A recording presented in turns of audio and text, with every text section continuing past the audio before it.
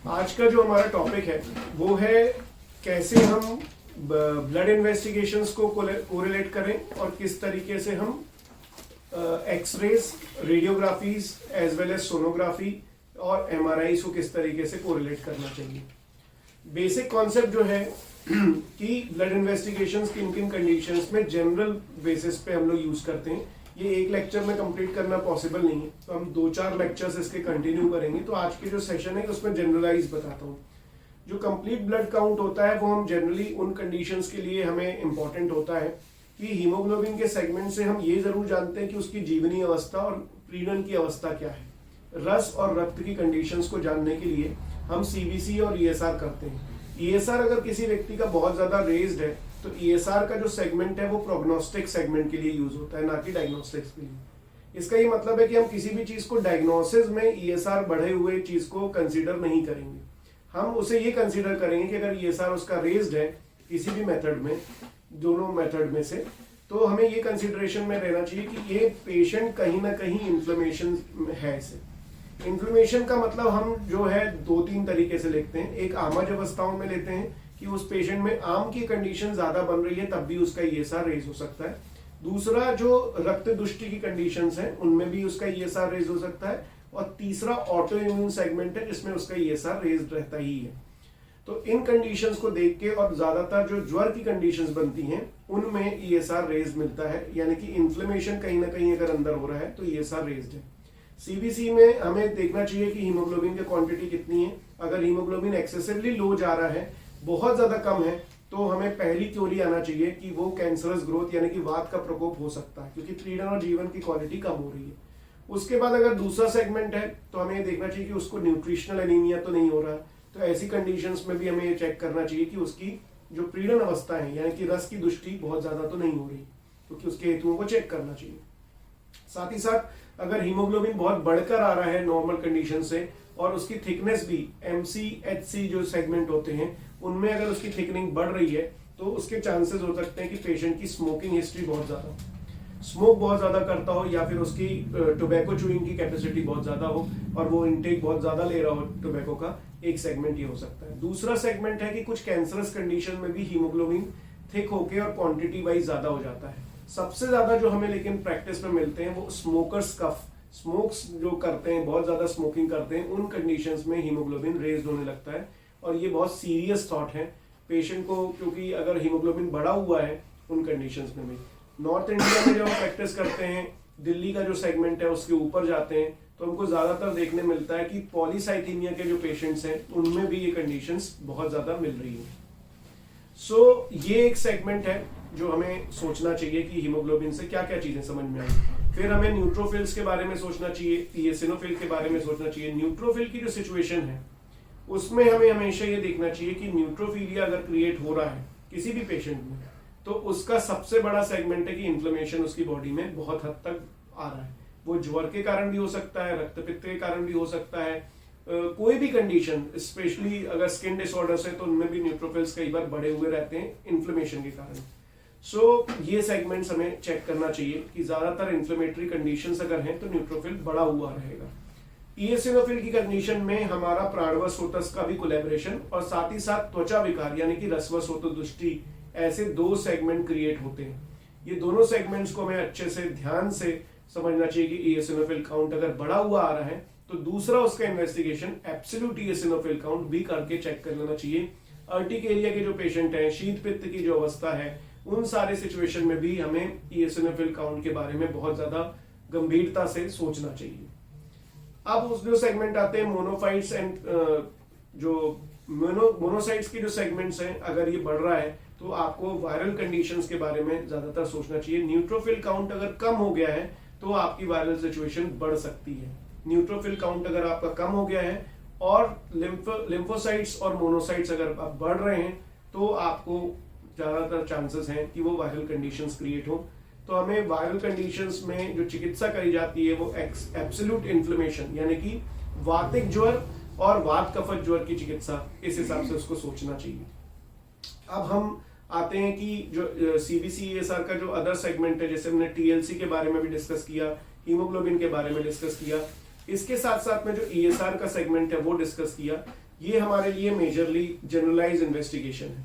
Liver investigations हमारे लिए general practice में बहुत ज्यादा इंपॉर्टेंट होते हैं, क्योंकि ज्यादातर पेशेंट बहुत सारी मेडिसिन खाते हुए आते हैं, उनकी जो एंजाइमेटिक सिचुएशन है लिवर की एंजाइम्स वो कई बार सप्रेस रहती हैं, स्पेशली SDOT SGPT एंजाइम और एल्कलाइन फॉस्फेटेज एंजाइम। ये इसमें बहुत ज्यादा डिस्टर्बेंस पेशेंट में आते हैं because of the over medication. कई बार एक्सेसिव मेडिकेशन का कारण भी उनको ये दिक्कत होती है। ये होने के साथ साथ में अगर आप देखें तो हम रीनल फंक्शन टेस्ट कराते हैं, जिसमें हमें सीरम क्रिएटिनिन का सेगमेंट जरूर चेक करना चाहिए, क्योंकि आजकल जो नेफ्रोपैथी है वो बहुत ज्यादा अननोन कॉजेज से भी बढ़ने लगी है। सीरम क्रिएटिनिन, ब्लड यूरिया, इनको जरूर हमें चेक करना चाहिए। और स्पेशली सीरम क्रिएटिनिन की जो कंडीशन अगर 1.5 से ऊपर जा रही है तो इसको अलार्मिंग रूप से लेकर हमें वहां पर शोधन जरूर प्लान करना चाहिए, इमीडिएटली शोधन प्लान करना चाहिए। अपान क्षेत्र की दृष्टि है, इमीडिएट शोधन के लिए प्लान करना चाहिए, क्योंकि रीनल फंक्शन का जो सेगमेंट है वो पक्वाशय दृष्टि, जो कि वात का मूल स्थान है, और इस तरीके से बस्ती इमीडिएट प्लान करके उसको शोधन के लिए प्लान आउट करना चाहिए अगर क्रिएटिनिन आपका बिगड़ रहा है तो। ये इन्वेस्टिगेशन उन कंडीशंस के लिए हैं जब रीनल कंडीशंस के पेशेंट आते हैं, फेशियल स्वेलिंग रहती है, पेडल एडेमा क्रिएट रहती है। उन कंडीशंस में डिफरेंशिएट करने के लिए रीनल फंक्शन टेस्ट जरूर करना चाहिए और 2D को उसका कराना चाहिए, क्योंकि अगर फेशियल एडेमा अकेला क्रिएट होता है तो उसमें कार्डियक सिचुएशंस ज्यादा मैच करती हैं। अगर उसको पेडल एडेमा बहुत ज्यादा क्रिएट हो रहा है अलॉन्ग विद फेशियल एडेमा, तो liver function test, renal function test and 2D को, इसका एक कॉम्बिनेशन हमें कराना चाहिए। और 2D को अगर उसे कॉस्टली पड़ रहा है तो इनिशियल ECG करा के, और अगर बहुत स्पेशलाइज सेगमेंट में जाना है तो जो हमारे ब्लड गैसेस होती हैं उनको जरूर चेक कराना चाहिए। SpO2 जरूर चेक करना चाहिए पेशेंट का, अगर उसको फेशियल एडेमा, पेडल एडेमा साथ में आ रही है तो। ये दोनों सिचुएशंस बहुत ज्यादा इंपॉर्टेंट है, क्योंकि अगर फेशियल एडेमा और पेडल एडेमा अगर उसकी कम नहीं हो रही है तो हमारा मेन लाइन ऑफ थॉट ये है कि उसे शोथ विकार क्रिएट हो गया है, जो कि त्रिदोषज होता है। और सबसे ज्यादा शोथ में जो दृष्टि होती है वो होती है हृदय की, और साथ ही साथ रसवसोतस की और स्वेदवसोतस की। तो हमें देखना चाहिए कि उदर की संप्राप्ति, शोथ की संप्राप्ति और रसवसोतस दृष्टि एक साथ क्रिएट होती है और शोथ क्रिएट होने लगता है। तो हमें टेस्ट इसमें जो कराने रहते हैं वो renal function test, liver function test, साथ ही साथ अगर मेल पेशेंट है तो prostate specific antigen, as well as blood gases, cardiac conditions के लिए 2D को, और साथ ही साथ ECG। ऐसा एक कॉम्बिनेशन हमें पूरा चेक करना चाहिए। अगर पेशेंट में इसके बाद भी ना समझ में आए तो CPK-MB एक टेस्ट होता है जो स्पेशलाइज टेस्ट है, उसको करके चेक करना चाहिए कि उसकी कार्डियक कंडीशन तो नहीं है। ट्रोपोनिन टेस्ट भी करे जाते हैं जो और स्पेशलाइज होते जाते हैं। ये बेसिक टेस्ट है, उसके ऊपर वो कंडीशंस पे चेक करते रहना चाहिए। साथ ही साथ रिपीटेडली उसके ECG कराना चाहिए, उसको प्रॉपरली रीड आउट करना चाहिए कि उसको कहीं बंडल ब्लॉक तो नहीं है, ऐसी सिचुएशंस तो नहीं क्रिएट हो रही हैं। उसका V1 से लेके V6 की जो सिंगल लीड्स हैं उनको बहुत गहराई से देखना चाहिए, और साथ ही साथ वहां पर ये जरूर चेक करना चाहिए कि उसमें ऐसी कोई कंडीशंस तो नहीं हो रही जिसमें प्रोलॉन्ग PR इंटरवल क्रिएट हो रहा हो। ये सारी चीजें जरूर चेक करना चाहिए। और साथ ही साथ अगर 2D को में क्लियरली उसका इजेक्शन फ्रैक्शन चेक करना चाहिए, और अगर उसे सांस लेने में तकलीफ आ रही है तो उसको पल्मोनरी फंक्शन टेस्ट भी कराना चाहिए। ये होने के बाद अगले जो टेस्ट हैं, कुछ टेस्ट हम लोग बहुत ज्यादा लिखते भी हैं, जैसे sonography abdomen and sonography pelvis.